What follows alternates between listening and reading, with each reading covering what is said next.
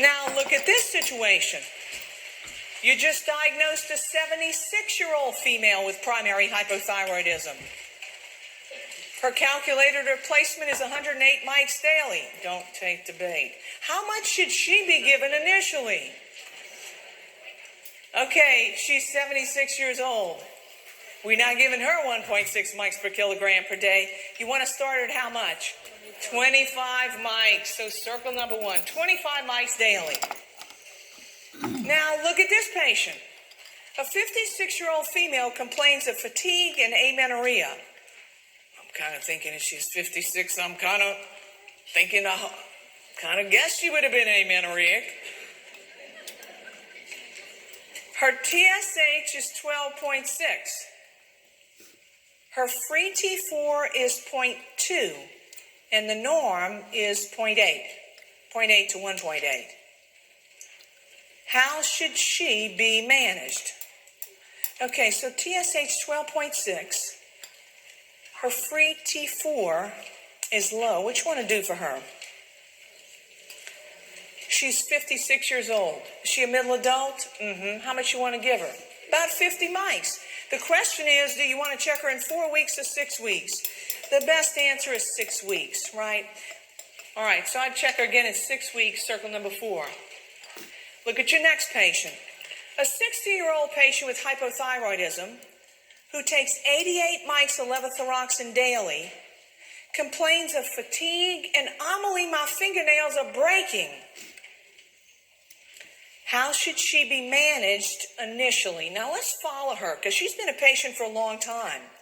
So in March of 2017, she was diagnosed with hypothyroidism. Her TSH was 13.8. We supplemented her and rechecked her in May, TSH down to 6.2. 6 weeks later, we increased her levothyroxine dose. Her TSH was down to 2.5, and I was a happy girl. Checked her in a year, which is how often you check them once you get them to a euthyroid state. We checked her again, 2018, TSH still good. Checked her in June of 2019, TSH still good. When patients have complaints that sound thyroid related and they are on levothyroxine, you always check a TSH. Well, lo and behold, when we did, her TSH was 14.1. Maybe that's why she's tired, and maybe that's why her fingernails are breaking. She's been well controlled before, and all of a sudden it shot through the roof. What are you going to do with this lady? We are not going to increase her levothyroxine initially. See that word initially? What is the very first thing you're going to do with her? The very first thing you're going to do with her is find out if she's still taking it every morning on an empty stomach. So what's your best answer? Assess her levothyroxine dosing regimen. Exactly. Circle number 4. Well, look at my patient. A 45-year-old patient was diagnosed with hypothyroidism 12 weeks ago. How should her levothyroxine dose be managed today? Well, take a look. 12 weeks ago, TSH 14.3, I put her on 50 mics daily. 6 weeks later, her TSH was down to 5.4, but it's still elevated. So I increased her 50 to 75 mics daily. 6 weeks later is today. Her TSH is 0.1. So now she's got too much on board. The question is how you want to handle this. Because 50 is not enough and 75 is too much and we don't have a tablet in between.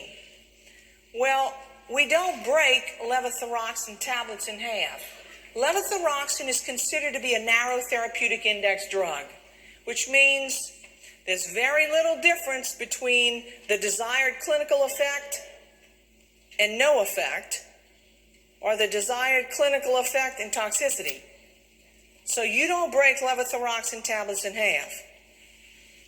I want you to circle number 4, because what we're going to do is give her levothyroxine 50 mics daily, 2 on Saturday, 2 on Sunday, and let me show you how we arrived at that.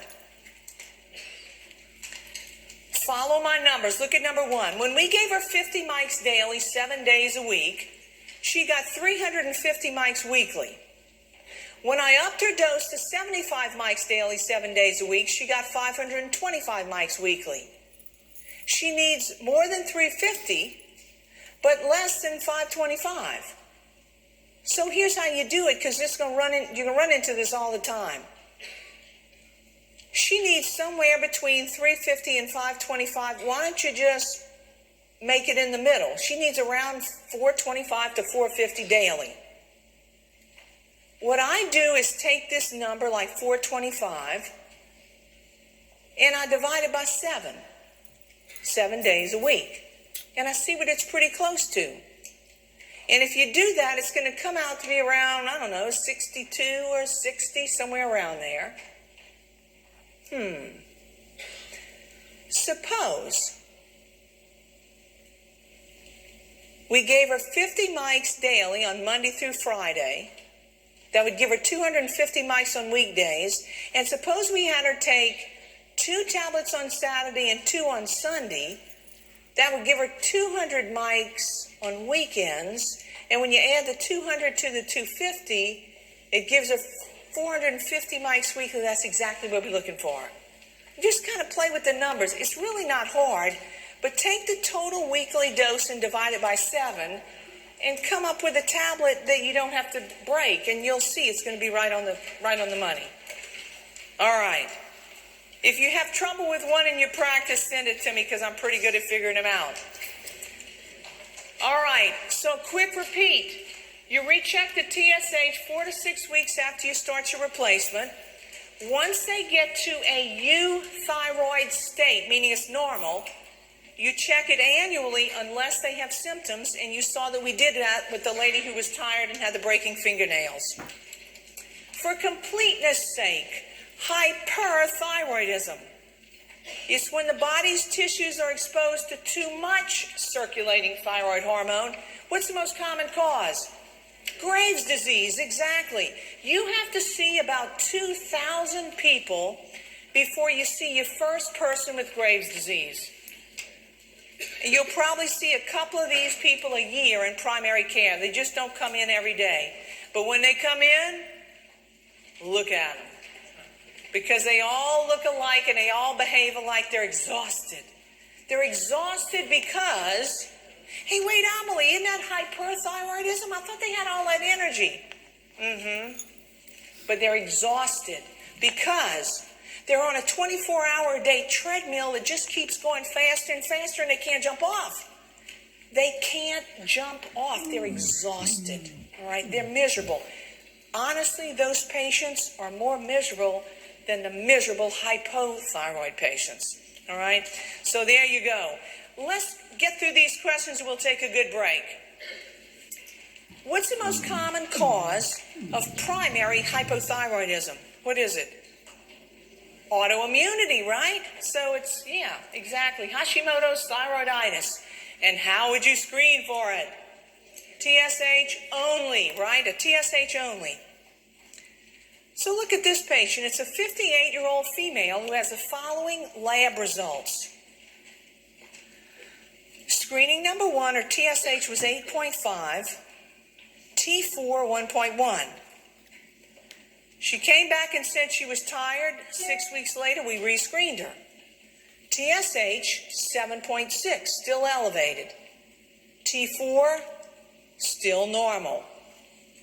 My first question is, what does she have? And the second question is, what do you want to do about it? She has something called subclinical hypothyroidism, right? She does. What do we do with subclinical hypothyroidism and TSHs that look like that? We don't treat, right? So diagnose her as subclinical hypothyroidism, don't treat, circle number 3. And here's your last patient. A 57-year-old woman has hypothyroidism. She takes 100 mics of levothyroxine daily and feels well. Her annual labs are below. I want to know what you'll do. Her TSH is 1.4, normal. Her T4 is 2.5. Okay, now wait a minute.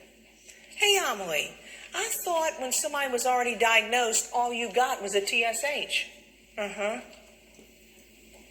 We didn't need that other lab. Don't take the bait if you see it on the exam. What do you want to do with this lady whose TSH is completely normal?